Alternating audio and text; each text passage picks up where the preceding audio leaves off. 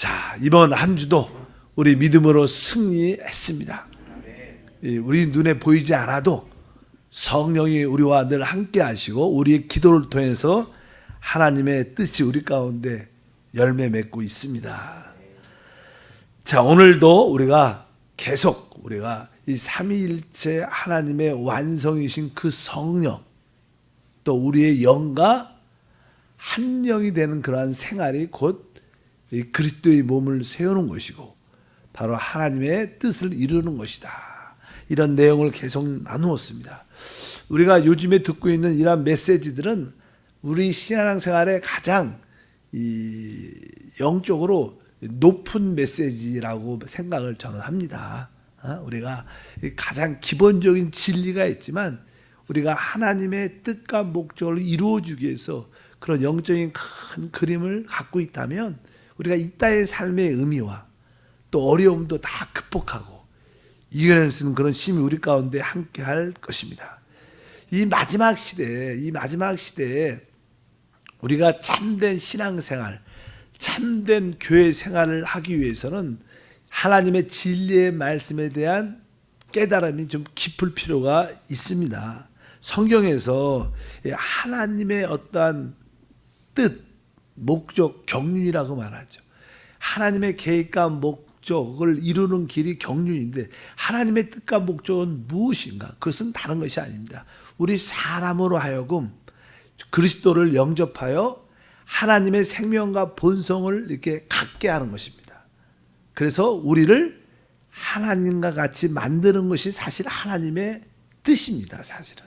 그래서 우리가 주 예수를 믿으면 그분의 생명을 영접하게 되고 우리는 계속 이제 여러 가지 거룩, 첫 번째는 당연하게 거듭나죠. 그리고 구별되고 변화되고 또 그 아들을 본받고 영화롭게 되는 하나님의 생명과 본성을 실제로 우리가 갖게 되는 하나님이 될 수 있는 그러한 길을 만드는 게 하나님의 뜻인 것을 알아야 됩니다.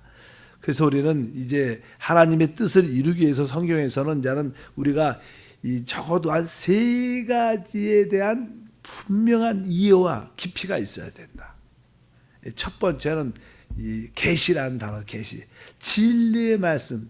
우리가 알다시피 모세가 쓴 모세오경, 창세기부터 시작해 모세오경과 또 성경의 마지막에 있는 요한이 쓴 요한서신서, 창세기부터 계시록까지 이 모든 말씀의 핵심적인 진리에 대한 어떠한 계시의 말씀을 확실히 알아야 된다. 그럴 때 우리는 이 마지막 시대에 이길 수 있고 또 한편적으로는 이 진리의 계시의 말씀뿐만 아니라 우리는 바로 하나님이 우리 안에 그리스도가 영접됐기 때문에 우리는 그리스도와 연합된 생활을 해야 돼요. 실제로. 뭐 구원 받아도 내 마음대로 살면 그 뭐 구원 받으나 안 받으나 무슨 차이가 있겠습니까? 우리는 바로 그리스도를 우리 안에 영접했기 때문에 그리스도와 우리 안에 연합이 있습니다. 그래서 그 연합된 하나님으로서의 또 사람으로서의 합당한 그런 생활이 어떠한 모습인가? 우리는 개인적으로 우리 생활 속에 그러한 생활이 있어야 되고 또 한 가지는 이제 하나님의 뜻을 이루어주는 올바른 교회 생활을 해야 된다는 거예요. 교회 생활을 실행할 수 있는 그런 우리에게 3가지 중요한 요소가 있습니다. 그래서 이건 실제 체험적인 거죠. 체험적이고 우리에게 필요한 것들입니다.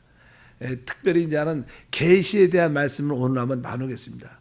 성경에 하나님 말씀이 많이 기록되지만 주된 이 계시의 말씀들이 기록되어 있습니다.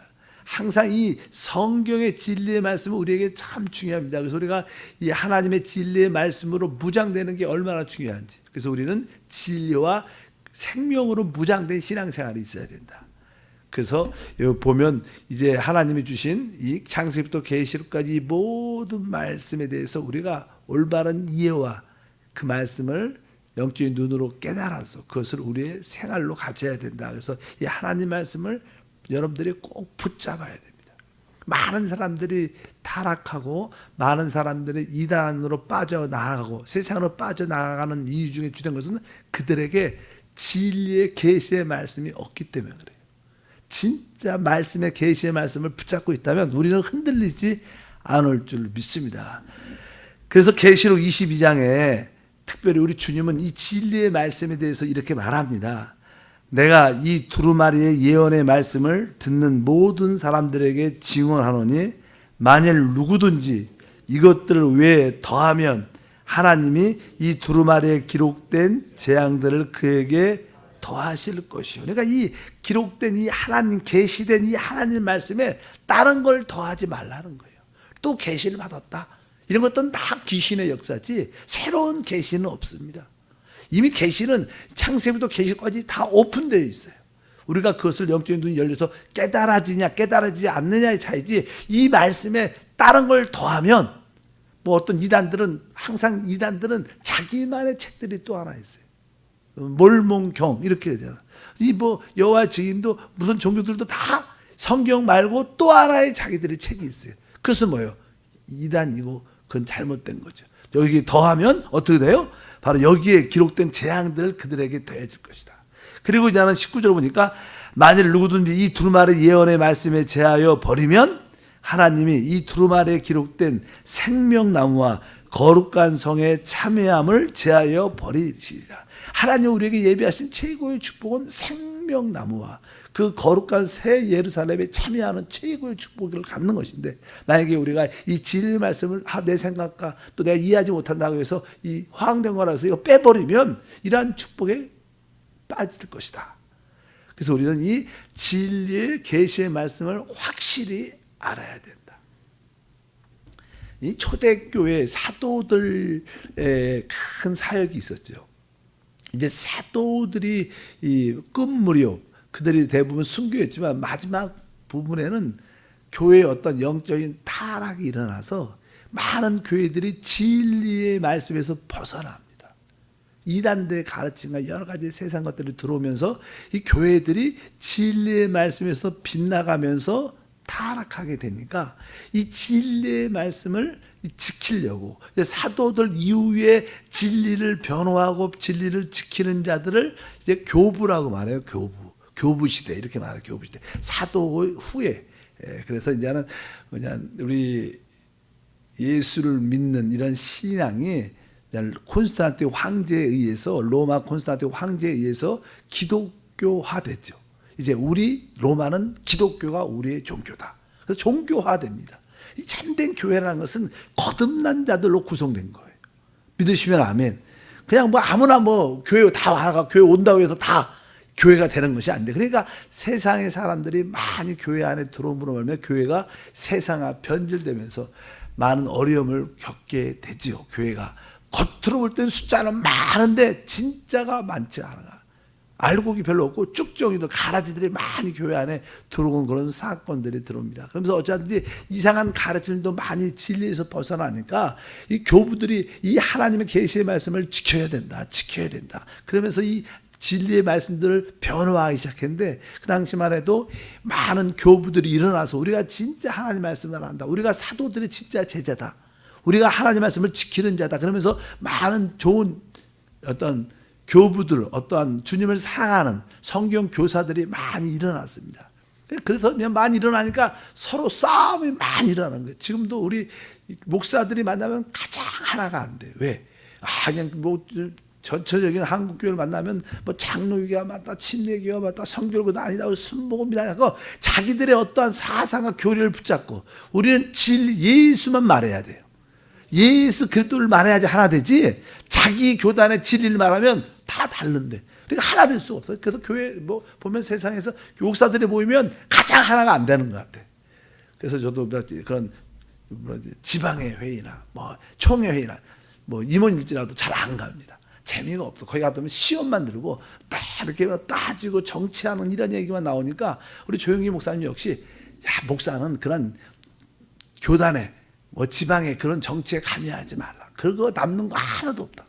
그냥 많은 사람들은 어떤 내가 회장이다 이런 폼이 좋은지 모르죠. 이런 게 관심이 많지만 어쩌든지 거기에 많은 교파들이나 많은 종교 우리 기독교 단체에 분열이 많이 일어나니까 거기서도 그냥 그때만 해도 그냥 300년계 300 그래서 나는 콘스탄틴 황제가 이 종교회를 모든 교부들을 다 모아서 이 니케아라는 도시에서 종교회의를 엽니다. 니케아 종교회 325년에 열어갖고 이제 교부들을 다 그들이 주장하는 거, 그들이 붙잡고 있는 것들을 서로 막 토론하면서, 왜? 이단들이 교회 안에 많이 들어온 거예요. 특별히 이단이라는 것은 그리스도에 대한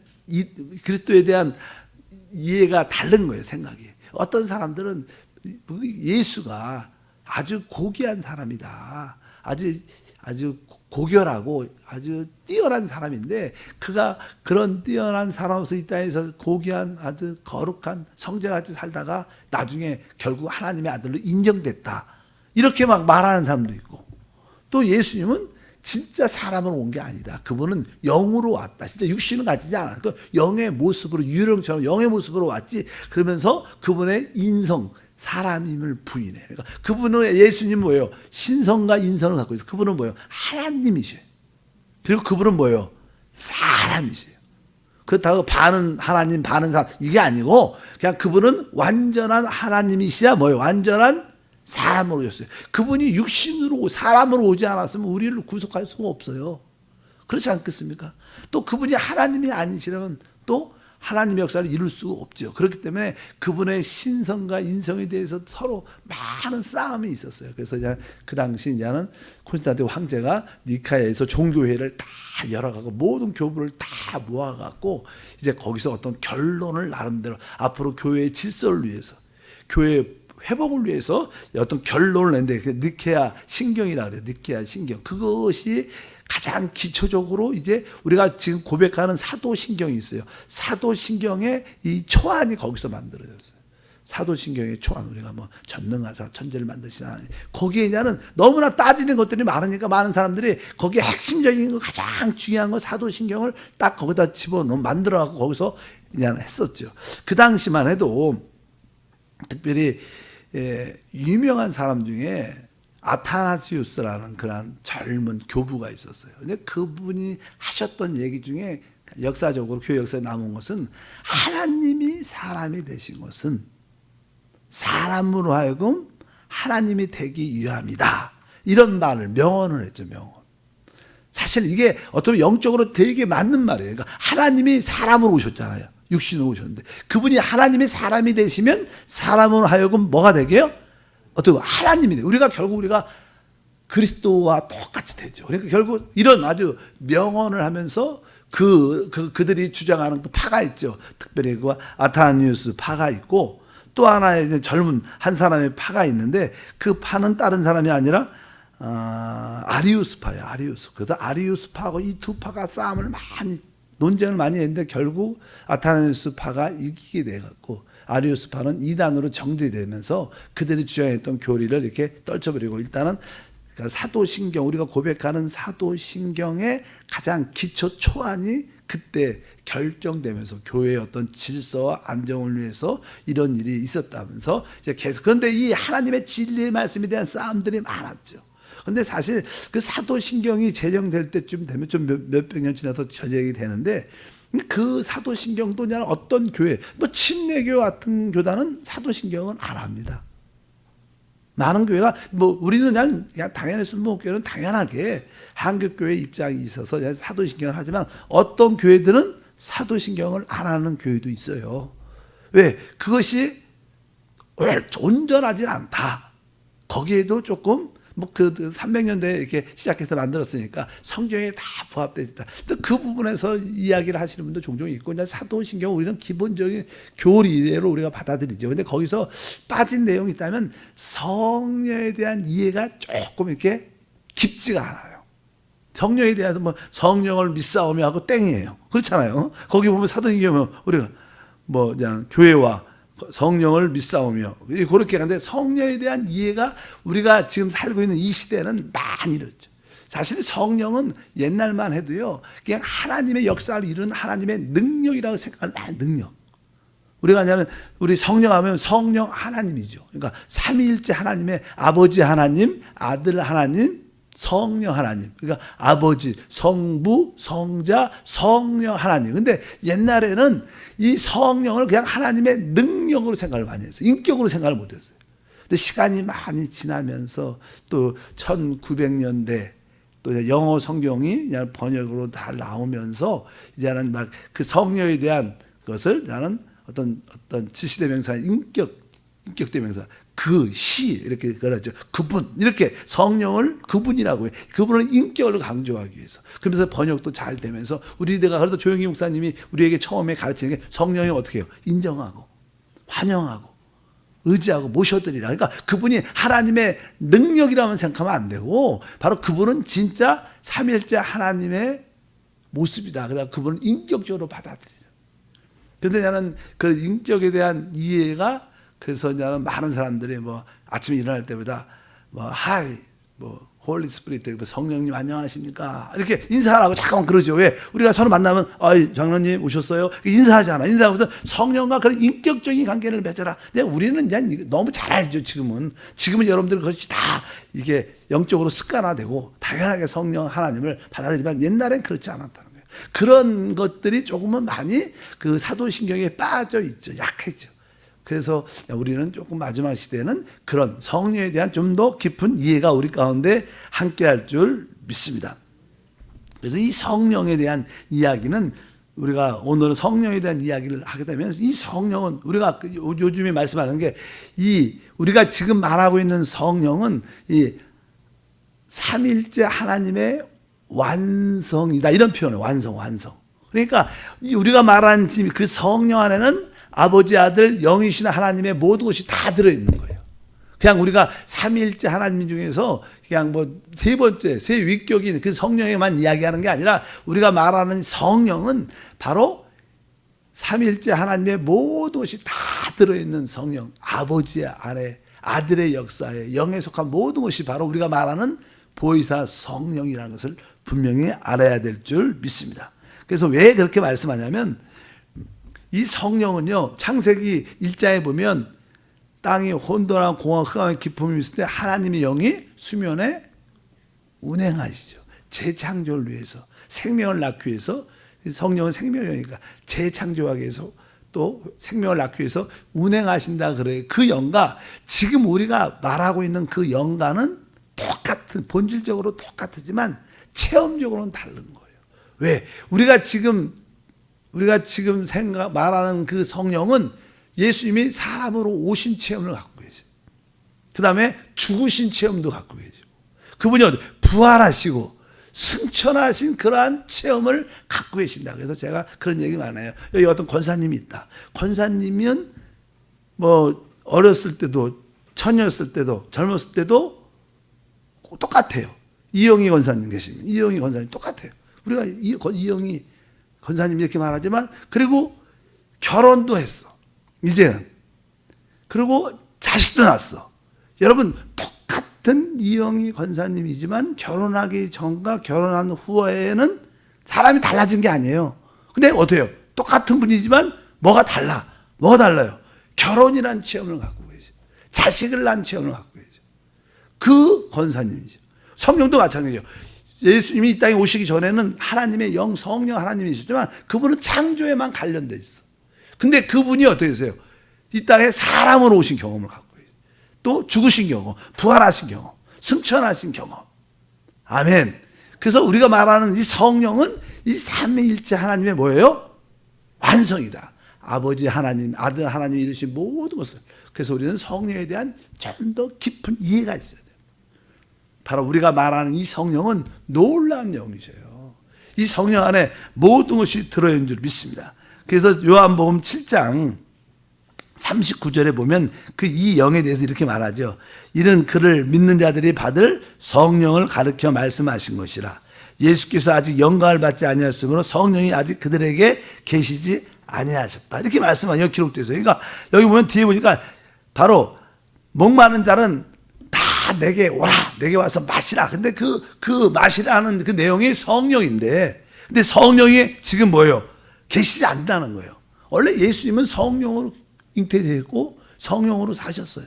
근데 아직까지 그 성령, 말하는 성령이 계시지 않다는 거. 왜? 그분이 아직 영광 받죠. 영광은 그분이 죽으시고 부활하는 게 그분의 영광이에요.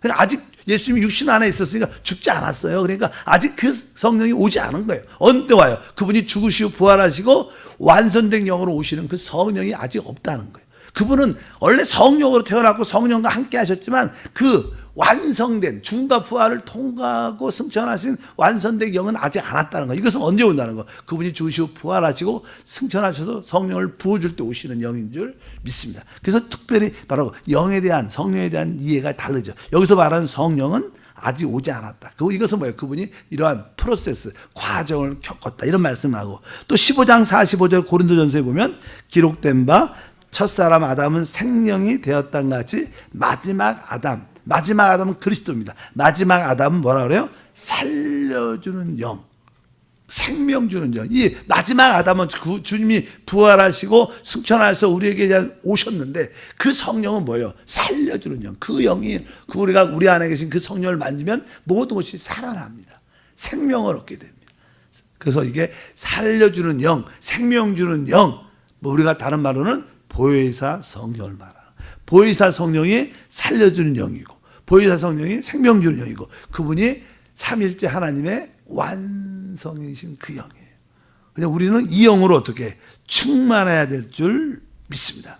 그래서 이제 구약에 보면 우리가 성령을 예표할 때 우리가 그냥 마지막에 감람나무에서 그 기름을 짜지요. 그래서 감람나무에서 나오는 기름을 영이라고 성령이라고 생각을 말합니다. 근데 진짜 우리가 제사장들이 구약의 하나님한테 나는 기름을 바르고 또 모든 기구마다 뭐 이렇게 예를 들어서 분향단, 우리 또 이렇게 언약궤, 또 이렇게 번제단 이런 데다가 이렇게 기름을 발라요. 다 피와 기름을 바르는데 그 기름을 바를 때 그 기름을 관유라 그래요. 관유. 근데 원래 기름이 있고 감람 기름에다가 몇 가지를 첨가하죠. 전에 공부했어요. 첨가해서 그것을 관유라고 말하고 그 관유를 사람의 제사장에게도 부어주기도 하고 모든 예배드리는 모든 기구에도 바릅니다. 관유.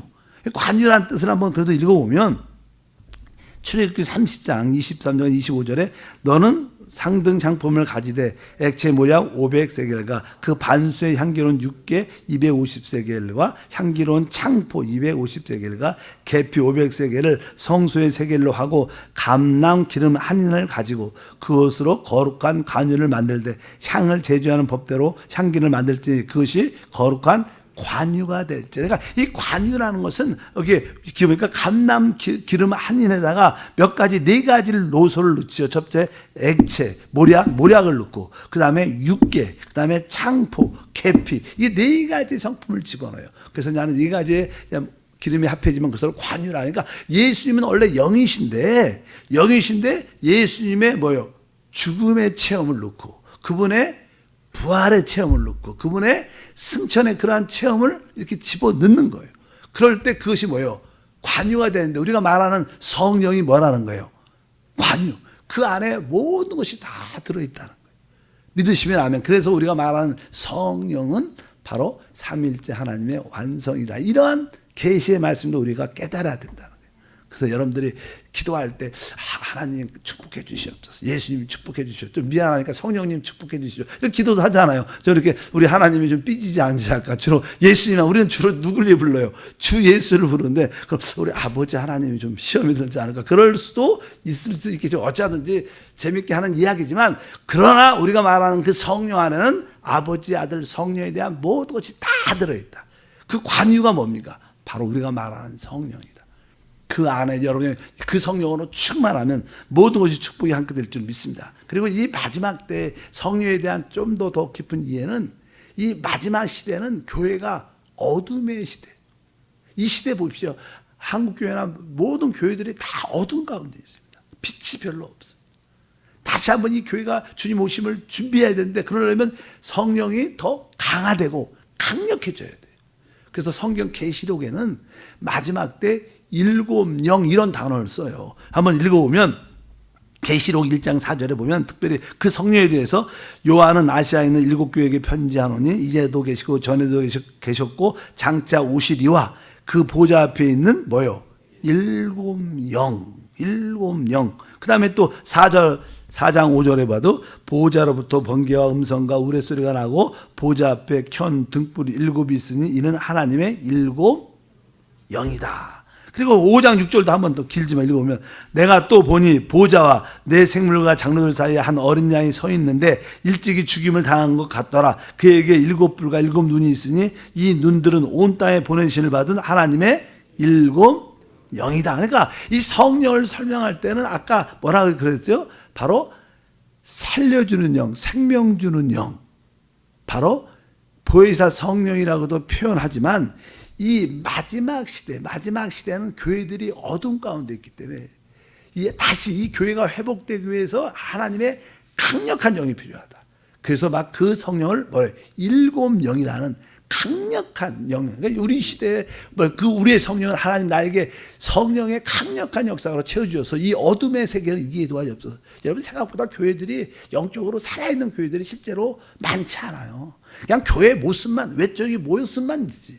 실제로 예수의 진리의 말씀과 예수의 생명을 진짜 내가 사는 것이 아니라 내 안에 그리스도가 산다. 나는 성령과 내 영이 하나 돼서 나는 한 영으로 생활한다. 이런 사람들이 얼마나 있겠어 교회에? 별로 없죠. 실제로 솔직히 말하면 그런 분들이 어디 있어요? 우리 한세교회도 1000명인데 그 뭐가 많겠어요? 여러분이나 그렇지. 그래서 이 마지막 시대는 7 영으로 충만한 사람들이 필요하다. 하나님은 교회의 어둠을 이기기 위해서 이 마지막 때 7 영으로 강력하게 역사한다는 거예요. 거기에 속한 여러분 되기를 축복합니다. 하나님 내가 7 영으로 무장되게 도와. 7배 강화된 성령으로 무장돼서 이 세상의 어둠에서 지금은요 조금만 깨어있지 않으면 다 세상으로 어둠으로 빠집니다. 그래서 마지막 때는 진짜 거룩한 자는 거룩하게 되고 이제 불의한 자는 불의하게 되고 쫙 갈라지죠. 진짜와 아닌 사람, 이기는 자하고 실패한 사람들이 쫙쫙 갈라지는 그런 시대입니다. 그래서 교회가 갈수록 교회가 막 부흥되고 그런 시대는 지났어요. 근데 여러분들이 진짜 영적으로 성장된 사람이 돼야 된다. 어떻게 성장할 수 있냐? 성령을 통해서. 오직 성령을 통해서 살려주는 영, 생명 주는 영, 보혜사 성령, 우리와 늘 함께 하시는 영, 또 마지막 어둠을 이기기 위해서 우리에게 7배 강화된 7 영으로 충만해야 된다.